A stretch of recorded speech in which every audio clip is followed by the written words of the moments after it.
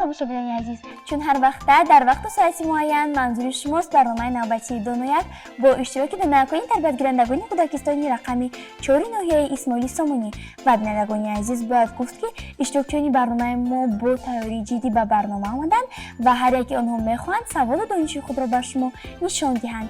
пас бер аввал бо онҳо шинос мешавем ва пас аз он шарти аввали барномаро оғоз мекунем. Гулиана 6 сол дорад. Гулиана зеҳни тез ва нутқи пурроро дорост. Ва аллакай ҳама ҳарфҳоро мешиносад ва ададҳоро тарҳу ҷамъ карда метавонад. Шуғли дӯстдоштааш гӯш кардани афсона мебошад. Дар машғулиятҳо хеле фаъол аст. Муҳаммад вай ҳам 6 сола аст. Писараки чақон ва хушчақчақ мебошад. Муҳаммад низ аллакай ҳама ҳарфҳои алифборо мешиносад. Ва гӯш кардани афсона шавқи зиёд дорад. Мехоҳад дар оянда муаллим шавад. Дилнозам донишаш хеле хуб аст. Шеърҳои зиёдеро аз бар кардааст ва ба варзиш шавқи зиёд дорад. Дар гурӯҳ духтараки фаъол аст. Дилноза барои ба мактаб рафтан омодагӣ дида истодааст ва мехоҳад дар оянда духтур шавад.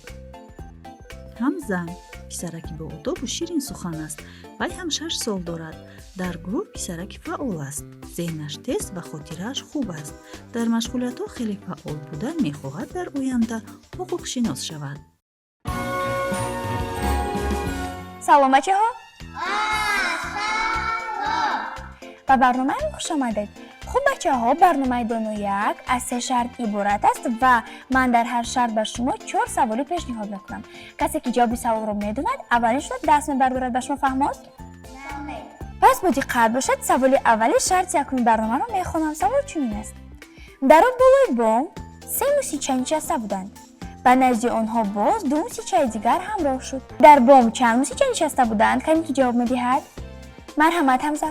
Дар болои бом 3 та мусича буд. вақте ки ба наздашон 2 тои дигар меояд, баъд чанд та мешаванд? 5. яъне аз ин ҷо маълум мешавад ки шумо кадом ададҳоро бо ҳам ҷамъ кардед? Эро бо 2 ҷамъ кардем. баъд адади чанд ҳосил шуд? 5. яъне ҳамагӣ дар болои бом чанд мусича нишаста буданд? 5 то ё 3 то? 5 та. офарин ҳамза, ҷавоби шумо комилан дуруст аст. хуб, мегузарем ба саволи дигар. бо диққат бошед. савол чунин аст: як гурба 2 гӯш дорад. гӯшҳои 3 гурбаро ҷамъ кунем чанд та мешавад? кане ки ҷавоб медиҳад. марҳамат Улиана. 6. 3 гурба чанд та гӯш доштааст? 6 та. офарин Улиана, ҷавоби шумо комилан дуруст аст. хуб, мегузарем ба саволи дигар. бо диққат бошед. савол чунин аст: дар дарахт 6 дона себ буд. 2 тоаш афтид. дар дарахт чанд то себ боқӣ мемонад? марҳамат Дилноза. Аввал 6 та буд, 2 таш афтид. яъне шумо адади 2-ро аз 6 тар кардед. адади чанд ҳосил шуд? Аз 6 2-ро гирем 4 мемонад. яъне ҳамагӣ чанд то себ боқӣ монда будааст? 4. офарин Дилноза, ҷавоби шумо комилан дуруст аст. хуб, саволи дигарро мехонам. бо диққат бошед. аниса барои харидани қаламу дафтар ба мағоза меравад. қалам 2 сомонӣ арзиш дораду дафтар 3 сомонӣ. ба аниса чанд сомон дар кор аст ки қаламу дафтарро харад? кане ки ҷавоб медиҳад. марҳамат Муҳаммад. Ба аниса 5 сомон дар кор буд. хуб Муҳаммад, шумо мегуфтед ки чӣ хел фаҳмидед ки ба аниса 5 сомон дар кор аст? ҳамин қаламу дафтар чанд сомон буданд? Қалам 2 сомон, дафтар 3 сомон. баъд шумо 2-ро бо 3 ҷамъ кардед, адади 5 ҳосил шуд. Бале. яъне аз ин ҷо маълум мешавад ки ба аниса ҳамагӣ чанд сомон дар кор будааст? 5. офарин Муҳаммад, ҷавоби шумо комилан дуруст аст. бинандагони азиз, дар ҳамин ҷо саволҳои шарти аввали барнома низ ба анҷом мерасад. биёед хоҳӣ ба дастоварда иштирокчиёнро дар ин шарт ҳисоб мекунем ва пас аз он мегузарем ба шарти дини барнома. чӣ тавре пай бурдед, шарти аввали барнома хеле ҷолиб буд ва ягон иштирокчӣ ғолибиятро аз даст додан намехост. ҳар яке мехост аввалин шуда даст бардорад ва соҳиби хол гардад. дар натиҷа дар шарти аввали барнома ҳама иштирокчиён тавонистанд як холиро соҳиб шаванд. хуб бачаҳо, бо диққат бошед. саволи аввали шарти дини барномаро мехонам. савол чунин аст: аз бобоям гурехтам, аз бибоям гурехтам. ин суханҳои қаҳрамони кадом афсона аст? кане ки ҷавоб медиҳад. марҳамат Ҳамза. این سخنها افسانه‌های کوچچه. ҳамза мегуфтед ки ҳамин кӯчача аз назди кадом ҳайвонҳо гурехта буд ва кадом ҳайвон кӯчачаро мехӯрад? کلچچه عوض از بابا بیبیش گریخت. بعد آبش کلچچه با خرگوش اومد. خرگوش را فریب داد و خرگوش گریخت. از کوخه زن گریخته توانست. آبش کلچچه برو بابا اومد. خواست که رو با هم فریب دید. ولی فریب کردن نتوانست. برو بابا کلچچه خورد. یعنی از اینجا معلوم شود که روباه کوچچه رو فریب بوده میخورد. همین خیر. بله. آفرین حمزه، جواب شما کاملا درست است. خوب میگذاریم به سوالی دیگر. باید قلب باشد. سوال چنین است: در افسانه خرسک جسور، خرسک خرگوش را از کدام حیوان نجات میدهد؟ کسی که جواب میدهد؟ مرحمت محمد. با خونه خرگوش روباه در اومد.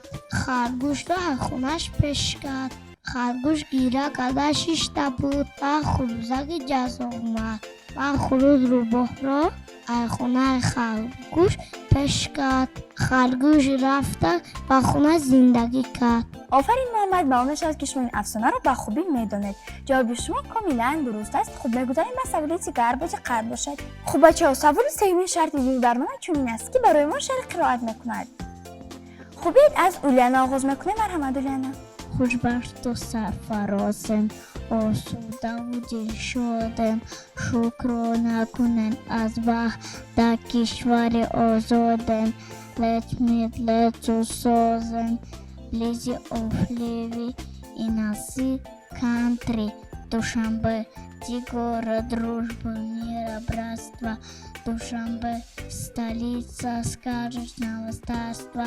Люблю тебя, мой край родной, Чишари, Пурсафор.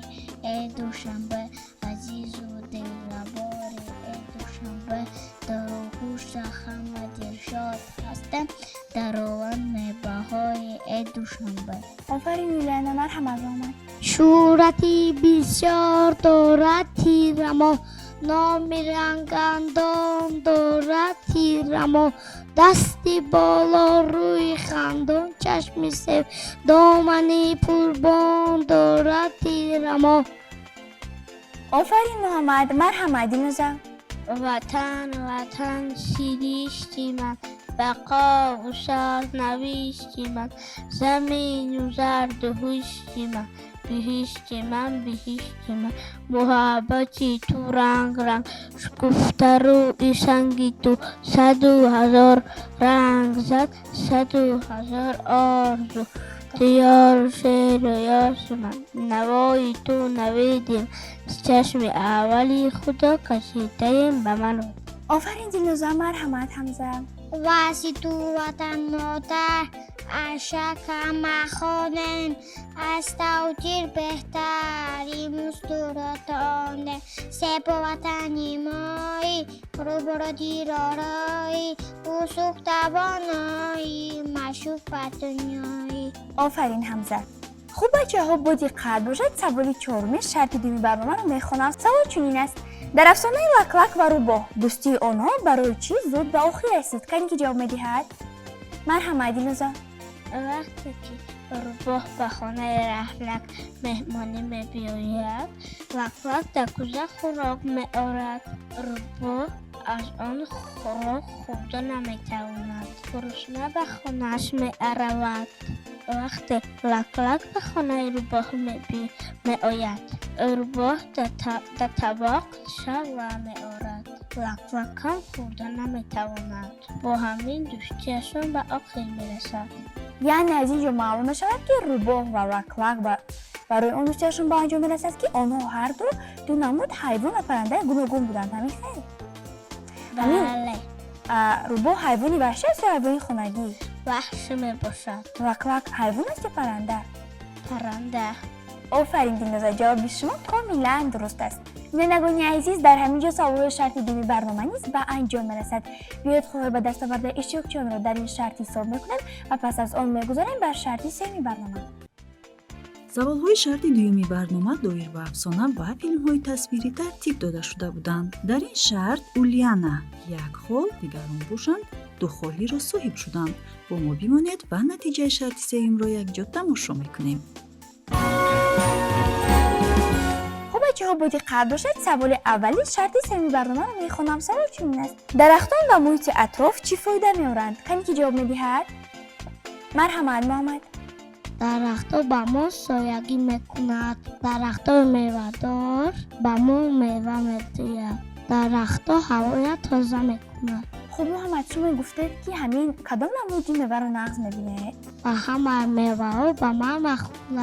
آفرین محمد، جواب شما کاملا درست است. خب میگذاریم به سوال دیگر. با دقت باشید. سوال چنین است: گل کدام رستنی آفتاب را زیاد دوست می‌دارد؟ کمی که جواب می‌دهد.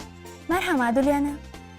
گل آفتاب پرست آفتاب بسیار دوست می‌دارد. خب اولیانا شما یکم بار همین گل آفتاب پرست را از نزدیک دید؟ بله. آفرین اولیانا. خب بچه‌ها با دقت باشید. سوال سومی شرط سومی برنامه رو میخونم. سوال چنین است: انیخترش این سوال نیست بلکه چیستان است. آیزی من چیستان را میخونم. کسی که جواب چیستان را میداند اولش را دست میبردارد. در شما فهم است؟ خب با دقت باشید. چیستان چنین است: خودش یک تا، چشمش 100 تا. جواب این چیستان چیست؟ کسی که جواب میدهد. جواب این چیستان علق میباشد. آفرین محمد. محمد شما اگر این چیستان نداند که بینندگانی ما نیست با آن جواب دهند. بله. مرحمت. مخ زرین تگی زمین. مخ زرین تگی زمین. آفرین محمد. خب بینندگان عزیز، محمد با شما یک چیستان پیشنهاد کرد. جواب آن را پیدا نمایید. خب بچه‌ها با دقت باشید. سوال چهارمی شرط سومی برنامه رو میخونم. سوال چنین است: نام 5 پرنده رو نامبر کنید. کن که نامبر میکند. مرحمت حمزه. لک لک، تورنه، ساق، کنچیشکا، کپوتا. آفرین حمزه، شما توانستید که با خوبی 5 پرنده رو نامبر کنید. جواب شما کاملا درست است. بینندگان عزیز، در همینجا سوال‌های شرط سومی برنامه به انجام رسد.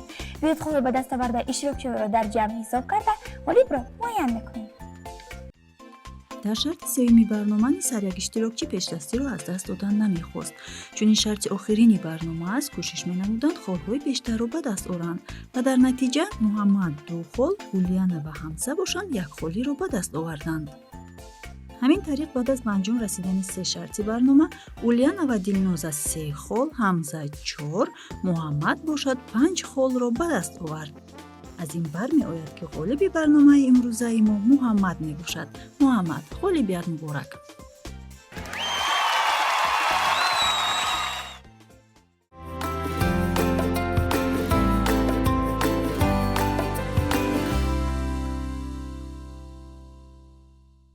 بله بینندگان عزیز، طوری که شما پی بردید محمد غالب برنامه امروزه ما گشتند. پس بیاید به خاطر محمد یک قرصک بزنیم. آفرین محمد، غالبیت مبارک باشد. رحمت. شما با همسانتان و بینندگان تلویزیون بهارستان چه گفتنی هستید؟ خیلی خرسند شدم، عالیم شدم. و دیگران هم میگویم که هر روز میسیمم و باغچه‌ام و گپ معلم گوش کنند و مشغولاتان فعال باشد. آن بعد دنیاک میشود. در حقیقت وقتی همسانتان به نصیحت‌های شما گوش کنند و عمل کنند، مثل شما و دیگر همسانتان که امروز با شما آمدند دنیاک میشوند. خب بینندگان عزیز، در همین جا برنامه نوبتی دنیاک به انجام رسد. یادآور می‌شویم که اشتراکچی برنامه امروز ما بودند تربیت گیرندگان کودکستانی رقم 4 ناحیه اسماعیلی سامانی. تا برنامه‌های دیگر سلامت و سربلند باشید. خیر.